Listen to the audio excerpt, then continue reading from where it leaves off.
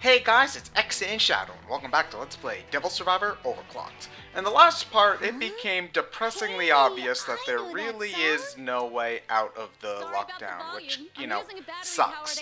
And in this part, we're gonna keep on looking anyway because, there's nothing really else to do until our death clock counts down anyway, so, yeah. Oh, it's Haru, that chick that Yuzu was talking about. She didn't... Hey, hold on, Yuzu. You might have the big boobs here, but Haru here obviously has her boobs practically falling off of her shirt. Why didn't you mention this? I'd be an awful lot more interested in your stupid indie singers if they were barely wearing clothes like she was. So, it's done. Oh well. Is listening to a concert really the most effective use of our time? I mean, like, if I was gonna die due to a concert, well, not due to a concert, but if I was gonna die today and I just happened to run into a concert, I might listen in, but, aren't we trying to find a way out? I think every second is pressure here. We're gonna even keep on talking. This isn't MTV Behind the Music, it's, So her name's Haru. Well, I think you never can count mind. me as a fan too. Anyway, now this stuff actually is kind of... I won't say important, but it's nice background information to know because, I'm just gonna say it right now, basically any character you meet that has a unique character art and name is important, and any information you can find out about them is important, with some exceptions, and I'll be sure to name those exceptions when we come into them, but, finding out this stuff about Haru and her backstory is not a waste of time, so don't worry too much about that. Haru is actually one of the most important characters in the entire game if you want to get all of the endings, so keep an eye on her and her zero death clock because we gotta save. That means we gotta save her ass. If we don't do something about that, how are we supposed to help anyone else? Crap. Yeah, good call. Although we're being selfish bastards because there's a chance that we might die first, so. Right. Yeah. Although I do have to agree with their logic here. It's not like we can go up to Haru and say, "Hey, you've got a floating number 0 above your face that'll make it that means you're gonna die. So you should come with us in our demon summoning Game Boys so that we can protect you." Yeah, that wouldn't fly most of the time. So yeah. No good. All the roads under the rail bridge have been blockaded by the SDF. Do you think they would have missed something, guys? Really? I mean, if you already assume that they planned this out in advance. Maybe so. They would have blocked all of the obvious entrances. Why are you even trying at this point? Oh, another character with a unique art style and name. Yeah, that means that he's important too. Especially the fact that he's got a death clock that doesn't read 6. That means he's going to be important more quickly than all the other people who are going to be more important. Wow, that's actually pretty interesting. Oh, wait, never mind.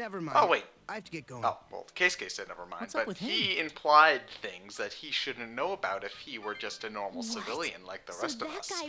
That is interesting. Well, not necessarily interesting, but, that's... Only people with comps have access that implies certain suspicious things that might be happening sometime in the future.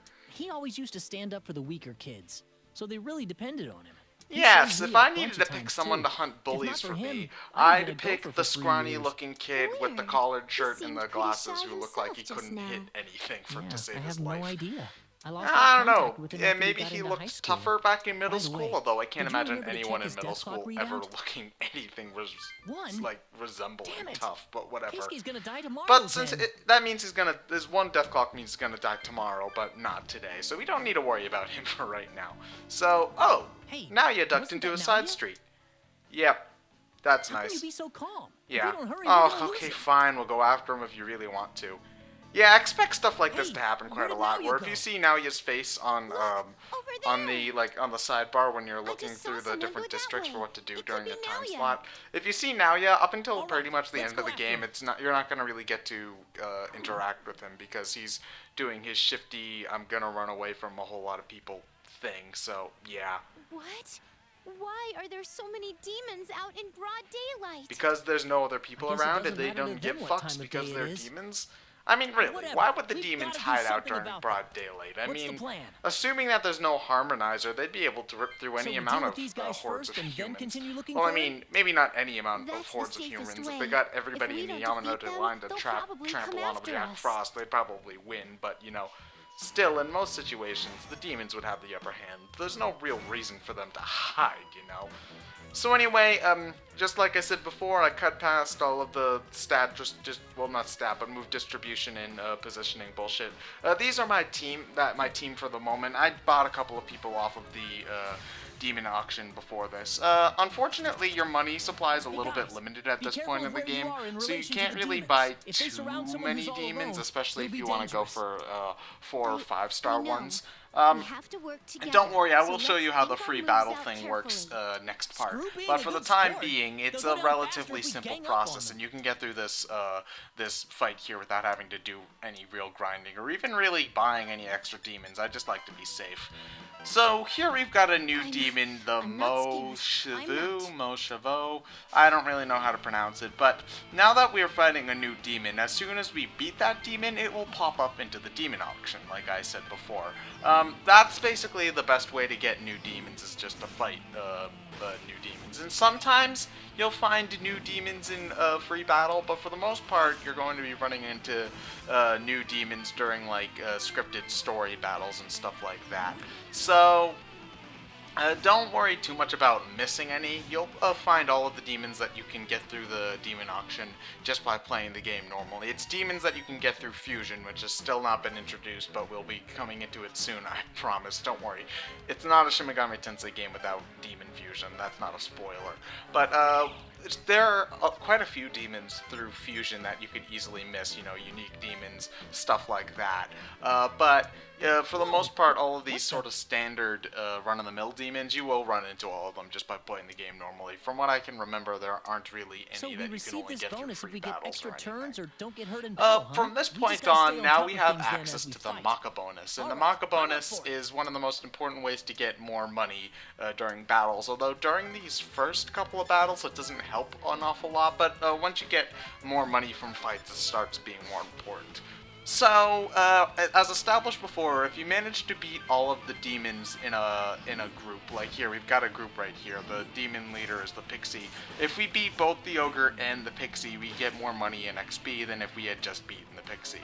On top of that, however, we also have the Maka bonus. So let's say I beat an entire grouping in one round without taking any damage. That would give me an extra percentage of money added to my total. So I think it's like 20% if you go through the whole thing without taking any damage. So if I get 10 Maka from normally beating a demon group, I'd get another plus 20% for that, so I'd get 12 total. So, you know, 10 plus 2 is 12. Because of that, however, while the Maka bonus is usually worth your time to try to go after, the problem is that, you know, during these first parts of the game where the money's the most useful, that extra percentage doesn't really help a whole lot because, you know, 20% is just like, you know, 2 or 3 Maka at this point, and, you know, that's not going to really help an awful lot. But once you start getting like hundreds of Maka per fight and stuff like that, you know, it becomes an awful lot more useful.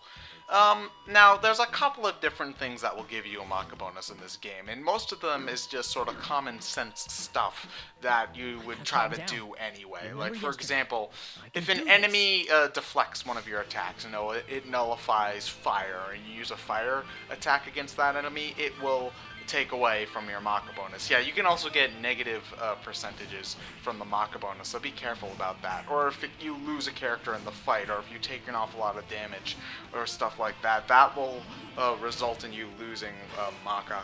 So really, all you have to do in order to take most advantage of this Maka bonuses, on top of being lucky, because a couple of the bonuses you might get, like deflecting, if you deflect attacks, then you get a Maka bonus and stuff like that. So part of it's just being lucky and hoping that the AI is dumb. But another part is just, you know, playing as smart as you can, which you're going to be doing normally anyway because you want to win. There's not a whole lot of risk-reward well, there's sort of a risk-reward to the Maka bonus, but there's not really a whole lot of risk-reward more than what you would normally get through playing the game averagely anyway, because, you know, if you're playing the game normally, you're going to be aiming for the same things that would have given you a Maka bonus anyway, to the point where I normally forget about it and just sort of glaze over the details as I'm fighting most of these demons, you know. But still, it is a nice feature to have. A couple of tricks that will help you get the most out of the Maka bonuses is that if you can, you really want to make sure that you take out the demon teams in one turn. You know, you want to take out all three dudes at once, because that will give you in my experience, gives you the most. It gives you the most money and experience if you do it that way, you know.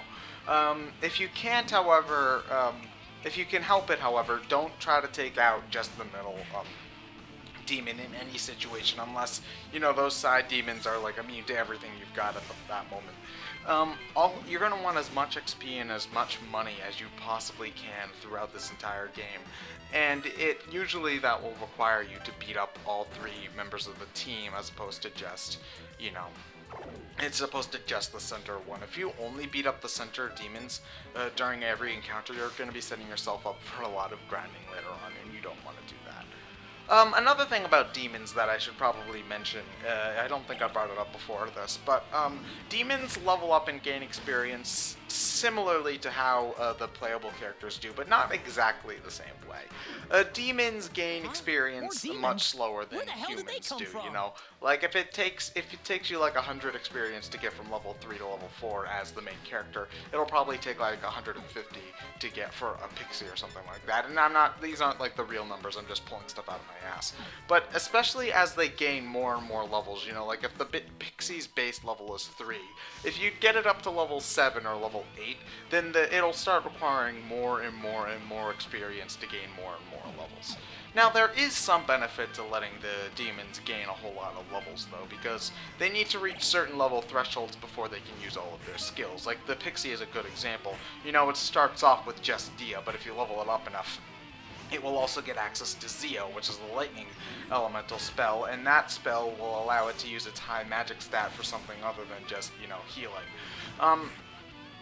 You can bypass the level grinding process for those, however, by getting 4 and 5 star demons at the auction. Most of the time, a 5-star demon at the auction will have all of the abilities that it can naturally get if it had leveled up, so you can sort of skip the process there. The only downside is that, you know, you've got to pay more money for it. On the opposite end, you can pay for cheap demons, you know, like 1 or 2 star demons, but however, that means you're going to have to spend more time dealing with their lower stats and waiting for them to get to those higher levels so they can get those skills. 3-star demons are sort of baseline demons, like demons you can see right here. Like, from what I can recall, I don't think you'll ever fight any Pixie in the field that has the Zeo ability. It'll always just have Dia and attack, from what I can remember. But, so 3-star demons, I think I generally compromise with 3-star demons, although I do try to go for 4 or 5 stars if they're ever readily available to me. As for this battle itself, again, this is tutorial land still. The first day is still not gonna really throw anything too difficult at you yet, but this is really the first example of a real fight we have. But even still, they're sort of holding back on us. There aren't going to be too many more fights like this, where, you know, there'll be demon squads with only 2 enemies or stuff like that. You know, from pretty much day 2 on, every demon squad you fight will have all 3 demons, unless if it's like a boss or a special thing or something like that. But for this fight itself, I tend to find it to be a good idea to sort of spread your characters out so that they can take care of all of the demons quickly. If you let them come to you and you keep all of your characters closed in, it can get pretty hard for them to get a hidden, because then you can get surrounded and that sort of sucks. If you spread out your characters, that'll also spread out their forces, and then, you know, there's less of a chance of all 5 demons ganging up on, like, Yuzu, for example. Yuzu's one of the more annoying characters to try to deal with these fights, however, though, because of her 3 movement. That gets really annoying later on in the game, and, you know, it's just sort of obnoxious. Although, she does, it's a little bit harder to realize right now, because when you've got low-leveled characters, their stats are so close together that their specialties aren't quite apparent yet. But later in the game, when Yuzu's stats start to really grow, she does have one of the best magic attack stats in the game, and she can really wreck shit. You just gotta deal with her awful movement speed, which makes things an awful lot more difficult than they really should be.